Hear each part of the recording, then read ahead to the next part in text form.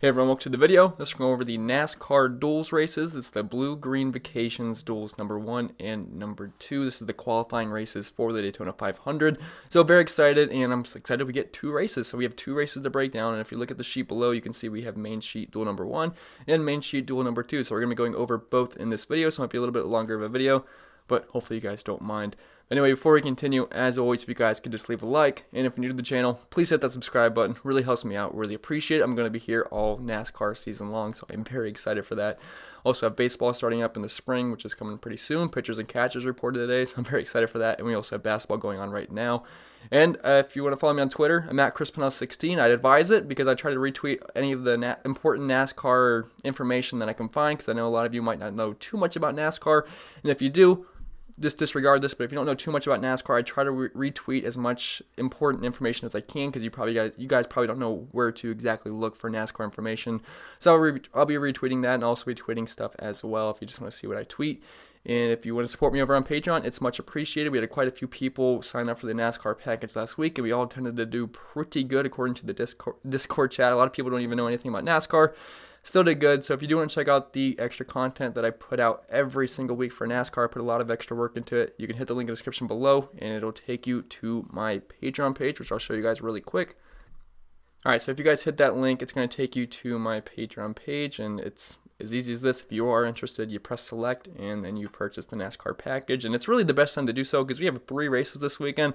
We're never going to have 3 races again in a weekend, so you're really getting your best bang for the buck. It's what, $250 per race if you just break it out by 4 races a month for, on your usual schedule. So yeah, you get access to my entire NASCAR model, which I do preview on the channel. I do not show you guys everything, but I do show you a preview of it. You get my cheat sheet, my data sheet. Everything's color coded, so you know what's good, what's bad. My Discord chat, where you can ask me all the questions you want. I'll be answering questions literally any day of the week, anytime, unless I'm sleeping. I'll answer your questions. You can send in your lineups. I'll critique them. I'll also send in some extra information that, if there's just something on my mind, I'll get it out into the Discord chat first. You also get access to my projections. I did pretty well last week. My core plays and my weekly article. I did not do an article last year, but I changed that. I'm going to be doing an article every single race this season. I have the Duels dual race number 1 article. It's going to be coming up around about 9 to 10 p.m. tonight. Then I'm going to have my duel number 2 race article coming out as well. So articles every single race. Also got one for the Daytona 500 coming out. So everything's going to be updated for every single race all season. So if you guys do want access to the NASCAR package, I think it's a pretty fair price, and you get access to all of my extra content. Put a lot of work into it, and people have tended to have some success with it this last season, and they've already had some success this season. So check it out if you want to. Like I said, links in the description below, and shameless plug is over. Let's get into the breakdown. Let me just pause this really quick and head over back to the sheet. Alright, so we're back on the main sheet, and let's get into it. As always, I'd like to go over my race preview first. And I also forgot to mention, you get access to my GVP drivers exposure as well. So you can pretty much see exactly where I'm landing on, whoever I'm going to be the highest owned on, who I'm fading. You guys get the idea. But if we head over to the race preview. So this is the Blue-Green Vacations Duel, number 1 and number 2. It's going to be the same thing for each race here, because it's at the same track, obviously the same format. So don't got to go over that twice. But the track, it's Daytona International Speedway. It's a restrictor plate type of track. Now, I know they don't use restrictor plates anymore, but that's just kind of the lingo I like to use for this track, because it's what I'm used to saying. So yes, I know there's no restrictor plate, but it still races the same. So I call it restrictor plates, Daytona and Talladega. It's 2.5 miles in length, one of the largest tracks in the circuit. We have only 60 laps in this race, and it's only 45 Dominator points. And I know it's going to sound like we're not too interested in Dominators, but that does change a little bit this week. And the strategy is still just to listen to me talk, and I might just do that every single time, because there's a lot to talk about each race. So for strategy purposes, I got a couple of bullet points I'm going to read off here. Not exactly, but I just don't want to forget anything. So hear me out here. So first point I want to talk about is this is more than likely going to be a boring race. And I know the Clash, I said there might be some wrecks, there might not be. I did not expect it to be like full out Daytona 500 racing for the Clash. That was absolutely amazing to watch, to be honest. I mean, there were 6 cars finished the race. Eric Jones ended up winning. His whole front was smashed in, and Denny Hamlin looked like he had cardboard and duct tape all over his car. But yeah, it was pretty exciting. Hopefully, you guys had some Eric Jones. But yeah, in this race, it's going to be a lot more tame. I mean, I know it might be hard to trust considering what we saw last week, but this is just a qualifying race. I mean, if you guys don't know what the duels are, basically where they finish, they're going to be like qualifying spot for Daytona 500. It's a little bit more complicated because there's 2 duels, but it's basically if you do good here, you get a better qualifying spot, and they're not going to be looking to junk up these cars. They're going to be they're going to be driving pretty safe here. I could see a lot of, single file, just train racing maybe till the end. Maybe we'll spice it up a little bit, but I don't expect anything out of the ordinary. And, last year the Duels did not have one driver officially crash out of the race. Now, we had a couple with just some minor incidents. I know Brad Keselowski was 2 laps down. He ended up starting in the back for the 500, and so did Kyle Busch. But nothing really too overkill here, so I don't expect a wreck fest like we did last week. But like I said, probably going to be a single file train. Probably won't be the most exciting race to watch, but we can still use this to our advantage because if people are going to play it like a regular super speedway, that's where we could probably get our edge because it's not going to be raced like a regular super speedway. There's not going to be a lot of wrecks. So I actually think there's some edge in playing guys up front this week, which I know sounds crazy at Daytona, but I think that's what we're going to have to do. And we also typically see a major dominator. Maybe not every single time, but we typically see someone lead a big majority of this race. And the main thing here is that we're going to want to fade the pole sitter. For example, the duel number 1, we have Ricky Stenhouse Jr. on the pole, and that he is locked in for the pole for the Daytona 500. So he has literally no reason to race hard in this race. We've seen it before. Usually, if you have the pole locked up, you're going to race a couple of laps, and then you're going to fall back to the back, just ride around a little bit. Some guys crash, and you'll move up a little bit, but you're pretty much just going to ride around, feel the car out, get used to the track. So there is absolutely no reason at all to play the pole sitter. And if people play the pole sitter, congratulations, they just paid the rakes. I mean, this is just a bad play. They're not going to win the race. They're not going to go up there and lead laps. They're going to want to keep that car clean because these are the cars they're going to use in the Daytona 500 unless they junk up their cars. So everyone's going to try their best to race clean. So that's why I'm saying it's going to be more of a boring race. That's why I think there's more of an edge to play guys in the middle and the front. Now, obviously, there's some good drivers in the back. We can certainly play them, but I'm not looking to play a bunch of scrubs starting in the back because it's not going to be a wreck fest and they're not going to move up. That's my Daytona 500 strategy, not a dual strategy. So that's going to be it for the race preview. I hope that made sense and you can apply that to when you're making your lineups. And you can also leave salary on the table. I've not made a lineup yet, but you might not because I said I actually kind of want to play guys up front. So maybe you should disregard that, but getting ahead of myself for the Daytona 500, but let's get into this driver by driver breakdown. So Joey Logano, he's starting he's 10,000 and he's starting 6. Now normally at Daytona, if you're starting 6th, I have no interest, but this is a dual race and I really like Joey Logano here. I think he's one of the strongest plays on the slate because we all know how dominant Joey Logano is at restrictor plate races. The guy is just an absolute beast. He knows how to get up front. He knows how to lead laps. And honestly, if you had a gun to my head and I had to tell you who is going to win this race and lead the most laps, I would say Joey Logano. That would be my first instinct. I think Brad Keselowski has a good chance of that as well. Chase Elliott does too, and so does so does Denny Hamlin. But if I had to pick one, I'm probably picking Joey because he's just so good here. Team Penske really knows how to race at super speedways. And if we look at Joey's numbers at Daytona, again, we can't really use these numbers too much just because it's using statistics from full races at Daytona and Talladega as well. So obviously, if you have an average finish of 18.8 at a dual race, it's terrible. But again, you can't apply this to a dual race too much. But the brighter green, the brighter green colors, just means they're a pretty good driver at Daytona. So you can see Joey Logano, he's got a pretty good average running position, average driver rating of 85.9, 2 top 5s here in the last 5 races, and he's got the average finish isn't too bad at 18.8, but the guy knows how to get up front, lead laps. He's averaging 7.8 laps led per race here, which I know doesn't sound great, but at Daytona, that's not too bad. And the guy's just been very good at super speedway, so certainly have a lot of interest, and he would be one of my favorite plays as a dominator, because I know it sounds crazy to talk about dominators at Daytona, but for a dual race, there's going to be a dominator, and more than likely, they might win the race. I believe it was last year where Kevin Harvick led over 40 laps and ended up winning the race, so you pretty much had to have Kevin Harvick to win. We've seen that a couple of other times as well. So Joey Logano, I like him quite a bit, even though he's starting up front, but I think this race stays pretty clean unless, a tire goes down or something like that. I don't think anyone's going to be throwing out crazy blocks or anything. And speaking of crazy blocks, Joey Logano, I know Brad Keselowski was not too happy with him, but either way, Joey Logano, very strong play in my opinion. Denny Hamlin, so I like Joey Logano more, but he's fine. He's been pretty darn solid at super speedways. We saw him last week miraculously finish that race, and he got a top 6, which was crazy. He was the best play on the slate because he was starting dead last and he ended up pulling through. So fortunately he did, because I had 96% Denny Hamlin. So when he first wrecked and when he was in first place, I was very upset, but he ended up finishing the race and did very well. So, but yeah, Denny Hamlin, he could lead the laps and win the race. That's certainly possible. I'm probably going to have I'm probably not going to play 100 lineups for a dual race, but I might play about 50, so I'll definitely have some exposure to almost everybody. Probably going to skip out on a few of these guys, but certainly going to get exposure to Denny Hamlin. I mean, he could certainly get up front and lead laps. He's pretty solid at super speedways. He does have a win here in the past 5 races, 2 top 5s, just finished 6th in the Clash. Average running position of 17.4, which again does not sound great, but if you look at these numbers comparatively, it's not too bad. Average driver rating of 75.6, I certainly think he's in play. Chase Elliott, he's pretty good at super speedways as well. Average driver rating of 80.4. Now, if you look at his average Draftkings points per race, I mean, that's just because of crashes. That's just what happens. But again, dual race, I think this stays clean. Pretty good average running position at 15.1, which is one of the best out of all these drivers in this player pool. And you can get up front and lose laps too. We've certainly seen that before at super speedways. And Elliott starting second, I could see it because Ricky Stenhouse, he's not going to put up too much of a fight to let Chase Elliott go around him. Ricky Stenhouse does not want to junk up that car. So Chase Elliott, I mean, he could certainly get up front quick, lead 50 laps, and maybe he doesn't win the race, but he could certainly top 5. And if he leads 50 laps and finishes in the top 5, I think he's going to be fine. So you can certainly look his way.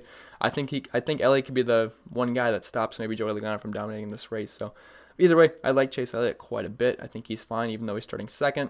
Brad Keselowski, he's one of my favorite plays on this slate. If you want to go with a Team Penske stack, that might be the way to go, because obviously they're going to team up just for drafting purposes, although they might not do it too much for a qualifying race. But either way, it's always nice when you got good teammates at Team Penske. They just they run so well here. But Brad Keselowski, we saw him he looked great in the Clash. He was leading a lot of laps. I think he had probably had the best car. And obviously a little incident happened. Was not too happy with Joey for throwing that block. I believe it was Kyle Busch that ended up smashing into him in the wall. It wasn't really Kyle Busch's fault, but yeah, Keselowski, he's another guy who just can be absolutely dominant at these types of racetracks, and he's starting 12th, so we also get some place differential upside, which is the first guy we can talk about for place differential, because the other guys are all starting in the top 6. Keselowski starting 12th, and he can certainly move up. Would not surprise me if he came out and won this race, or at least got a top 3, so Keselowski is certainly on my radar. And I don't mind that Team Penske stack. If you want to go with Logano, Keselowski, and Ryan Blaney, I think that's a really good way to start your lineups, and I was actually playing around with one lineup, and I think I did start it out with Joey, Blaney, and Brad Keselowski, and some other guys as well, but I'm not going to give out a lineup I made, but I certainly think that's a really strong way to go. If you look at the numbers, Keselowski, 76 average driver rating, and really that's all I can talk about, because these numbers aren't really, you really can't use these numbers at a dual race. I'm just, their average driver rating we can use for Daytona, but that's pretty much about it. Martin Truex Jr., he's a guy I really like to fade at restrictor plate races, because the guy is just absolute garbage. Now, I said to fade him in the Clash race, which was not looking too good for a while, but ended up working out because it did not do that well at all. But this time he's starting all the way back in 11th, and I think he's fine. People might shy away from him because of this price tag and how bad he's been at restrictor plate races. If that's the case, I think there's merit maybe going overweight on him on the field. Certainly not an all-in play, and I'd much rather play Brad Keselowski at similar price tag, because he's just been so strong at these types of races. And I like his teammates and Joey Logano and Ryan Blaney, especially at super speedways. Ryan Blaney's an absolute beast here. But yeah, Martin Truex, he's fine. I mean, I don't like playing him at super speedways, but again, qualifying 11th, we have some place differential upside. He could possibly get a top 5. Not going to be all in on Martin Truex Jr. by any means, but I think he's okay. I mean, Brad Keselowski is a much better play, but Martin Truex Jr. is probably more the GPP play. I expect Brad Keselowski to probably be one of the highest owned drivers on the slate. Ryan Blaney, he actually take that back. Ryan Blaney might be the highest owned driver on the slate. I think he's an absolute smash play. Starting 14th, he is one of the best drivers at Daytona. I mean, if you look at the average driver rating, 93.3, that leads all active drivers. Average running position of 13.1, which I believe is only second to Ryan Newman, who's on the other dual race. But yeah, Ryan Blaney's been an absolute smash play at Daytona. I mean, the guy's just so good. He's got a top 5, 2 top 10s. The guy's just a machine.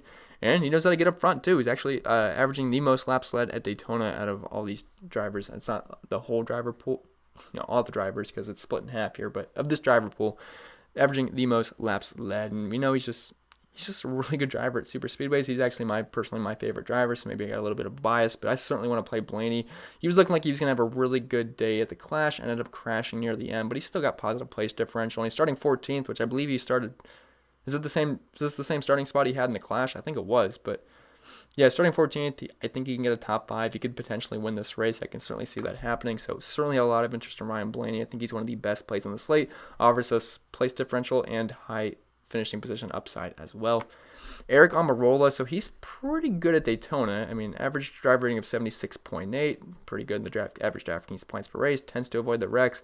Did not have a great race last time out, but qualifying fourth, I can't see myself having too much Almirola, but again, there's merit to playing guys up front this week, or this race, I should say. Starting fourth, I mean, he's going to have to finish in the top 5 to probably be in the winning lineup, but, there's a chance he could get up front and lead laps. So he's a solid driver here. I don't love it, but I think he's a guy you could either match the field, or if you want to go slightly overweight, I get it, but I just don't see myself having too much Eric Almirola, especially at this price tag. I mean, just give me Boyer or Blaney, but that just probably means Eric Almirola is going to go a little bit lower owned.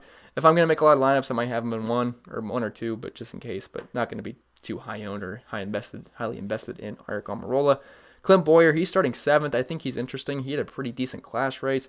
I think he could, I don't really see him top 5. I mean, he could top 5, but I think he could probably finish right around where he started, if not a little bit higher upside. Again, anything can happen on a super speedway, but he's fine. He's starting 7th, and he's at an okay price tag. He's been okay at Daytona, top 5, top 10. Average running position of 15.6, which is actually pretty darn good. Average driver rating of 76.1.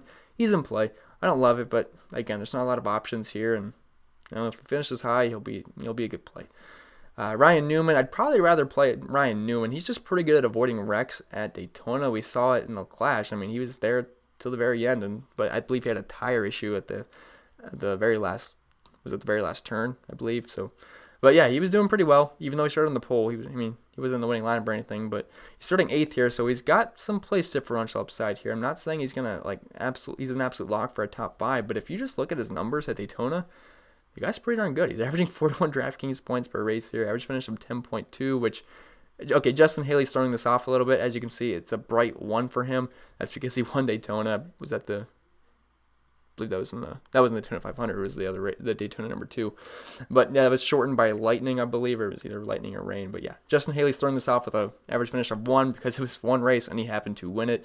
But Ryan Newman, if you throw out Justin Haley, he's got the best average finish here of all active drivers right now at 10.2. Guy's been very, very good here, so we can certainly look his way. And if you just look at his numbers, recent numbers at Daytona, 2 top 5s, 4 top 10s, 5 top 15s, the guy's been absolutely great at just not crashing. And again, I don't think there's going to be many crashes here, but he's just been so good at Daytona. I think he's fine at 8K. Austin Dillon, I'd much rather play Austin Dillon. I think he's a much safer play, and he ended up smashing the clash slate. I mean, you pretty much had to have him to do well because he was very high owned, and he was one of the highest scoring drivers. I think he finished with 50 some odd points. He ended up doing very well. But yeah, Austin Dillon, 7,800. Sorry, I had to pause this really quick. My dog got a little crazy. Had to get him out here because he was jingling everywhere. But I believe we were talking about Austin Dillon. He smashed the slate. I believe I already said that. But he qualified 15th. Again, he's going to be a really good play. So he's pretty cheap at 7,800. It's pretty easy to fit in your lineups. They certainly raised his price tag, but that's just because the clash pricing was a little bit off because he was the cheapest price driver, but it was a smaller field with better drivers. Obviously, we got guys like Quinn Huff, Reed Sorensen, Justin Haley, and not Daniel Suarez, but Joey Gase, those kind of guys. So it's gonna be priced up, but I still think he's a pretty good play. He's been always pretty good at super speedways. Starting 15th, I think he's fine. If you want to look at his numbers, what is it? He does have a win here. I remember that Daytona 500. Average running position of 17.9, which is not too bad. Average driver rating of 73.9. Always been pretty good at Daytona, so we can certainly look his way. One of my favorite plays on the slate. Chris Buescher, he's starting 10th. Now, he's been pretty good at Daytona. He does have 2 top 5s here in the last 6 races, which is not too bad at all. Typically a guy that can avoid the wrecks. Now, again, this is a dual race, so it's not a typical Daytona race, but he's been pretty solid here. We can look his way.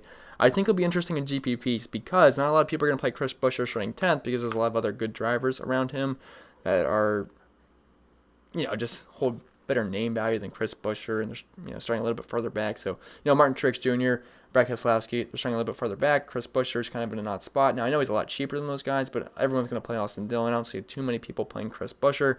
So you can certainly look his way in GPPs. Don't hate the idea of going overweight on him and hoping he just moves up, which, 7,500, I think you can do it. Ricky Stenhouse Jr., he's the easiest fade on the slate. You do not play the pole sitter at the duels. You don't do it, okay? Never works out. Christopher Bell, probably going to be a clean fade for me. Rookie, starting 5th. I just can't see him moving up. I think he just moves back. There's better drivers behind him. Personally, the guy probably won't have much ownership at all. I might throw him in a couple if I'm building a whole bunch of lineups, which I am, but not like a core play for me by any means. Ryan Preece, he had that one good Daytona race. He's starting 9th. I don't have a lot of interest here. I'd much rather play Bubba Wallace, who's 100 cheaper. He's starting 17th, so there's a lot more upside here. I can really only see Ryan Preece moving down, so going to pass on him. But Bubba Wallace, I think he's one of the better plays on this slate. He comes in pretty cheap at 6,600, and I believe the one dual race I played him, he ended up winning me a lot of money because he did very, very good. And he's starting 17th, only going to move up here more than likely unless he happens to have an issue. But average drive rating of 75.7 here. That's not too bad. That's better than Austin Dillon. It's better than Ryan Newman.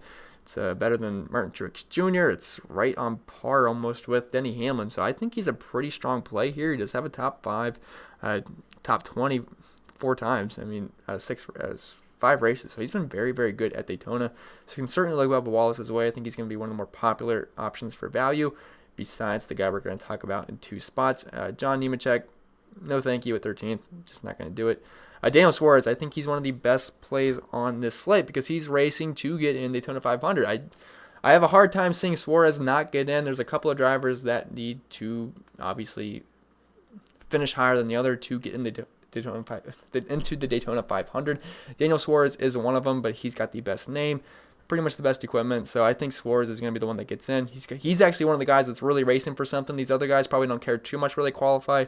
But Daniel Suarez, he needs to get in the race. So he's one of the strongest plays. He qualified 19th, which is fourth closest to the back. 6,200. He's pretty much the easiest play in my opinion at 6,200. He's going to allow us to fit in guys like Joey Logano, Brad Keselowski, Ryan Blaney, and he's probably going to be one of the more popular plays on the entire slate. So 6,200 for Daniel Suarez. Obviously not a great driver by any means, and nor has he been great at Daytona, but 19th in a dual race, he's got a race to get in.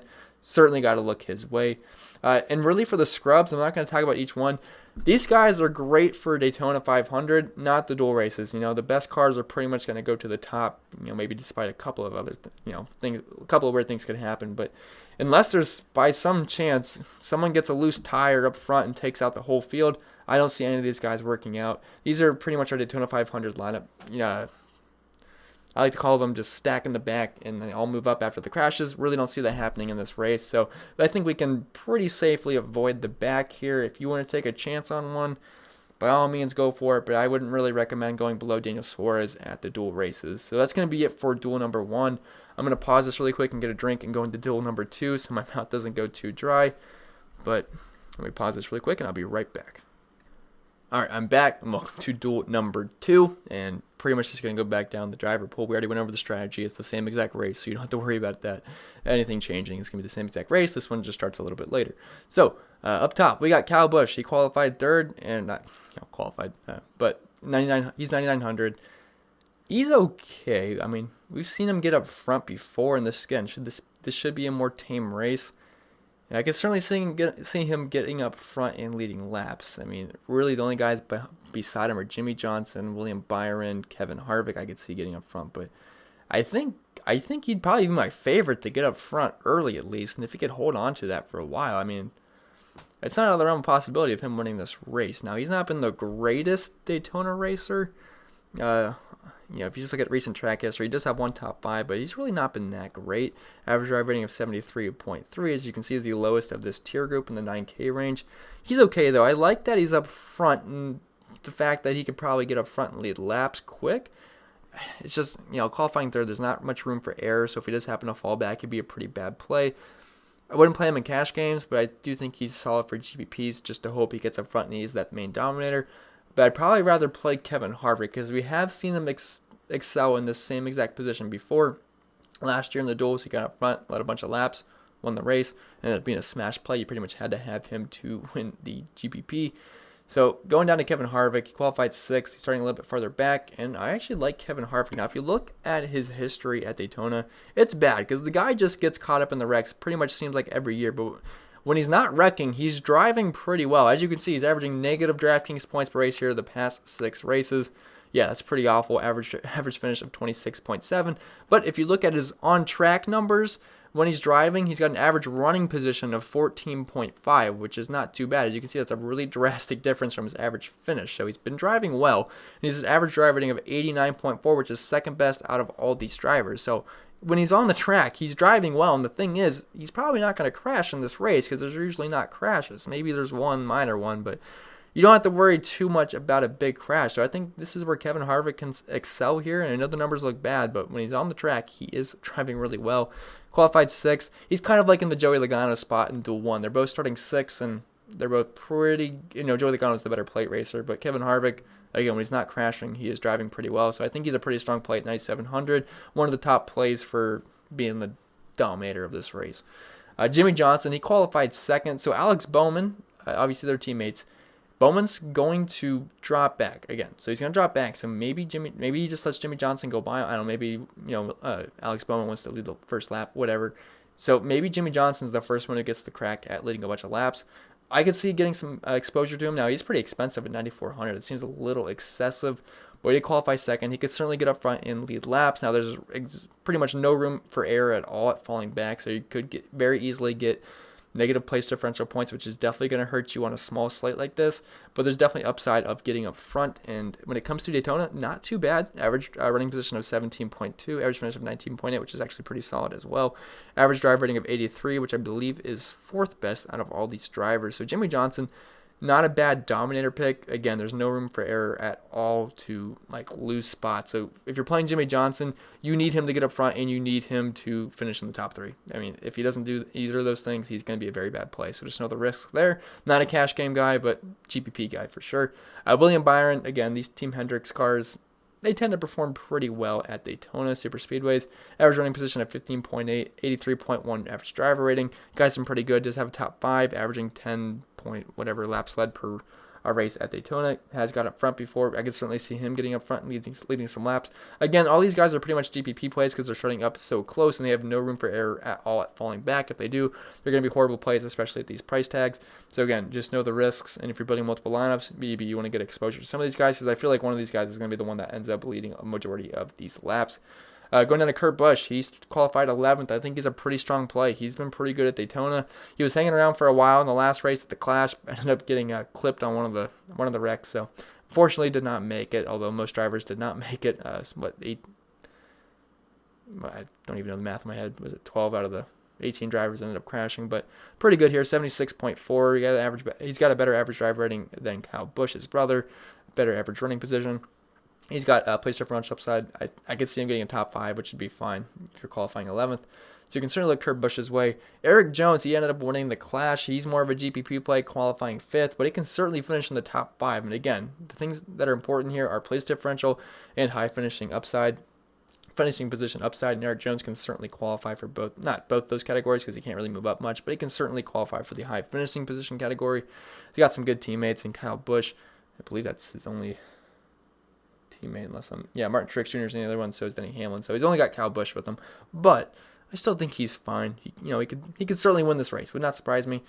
Might surprise me a little bit, but he can certainly finish very high. So Eric Jones is okay. Matt DiBenedetto, he's always been a very good plate racer. If you look at his numbers here, averaging 43.5 DraftKings points per race, the average finish of 15.3. The thing with Matt DiBenedetto, he usually starts way in the back, and then he usually finishes high. Now, he is on a new team this year. He's over the 21 since Paul Menard retired, so he's in some pretty good equipment now. But if you look at his numbers in the past 6 races, he's got 3 top 10s, 2 top 5s, and also has a win at Daytona. I'm sorry, I'm looking at Eric Jones. I know that didn't sound right as soon as I was saying it. I was like, Matt DiBenedetto never won. 3 top 10s, but that's as good as it gets for him, but still 4 top 15s. He's been very, very good at Daytona. Very good driver here. Pretty good at avoiding wrecks. Again, I don't really see too many wrecks happening, if any at all, but he's been pretty strong as a plate racer, so I think he's a pretty solid play. Qualifying 8th, there's not much upside to move up, but I could see him squeaking out a top 5. Kyle Larson, I think he's a pretty strong play, actually. He was looking like a pretty strong play at the Clash because he was one of the few drivers left. Now, he did qualify 4th, so he didn't really do too much, but it looked like he might have survived, and he was close to winning the race. Did not end up happening, but he did qualify 10th, so there's certainly upside to move up here. And I don't even know what I was looking for, but not ever been the greatest plate racer in the world, but he does have an average drive rating of 77.3, average running position of 16.9. He's fine. I'd definitely get some exposure to him starting 10th. He'd certainly be in quite a few of my lineups at that price tag and that qualifying spot. Cole Custer, another rookie making his debut here. I don't expect too much here. He qualified 7th. I can't really see him moving up too much, so probably won't have too much Cole Custer, if any.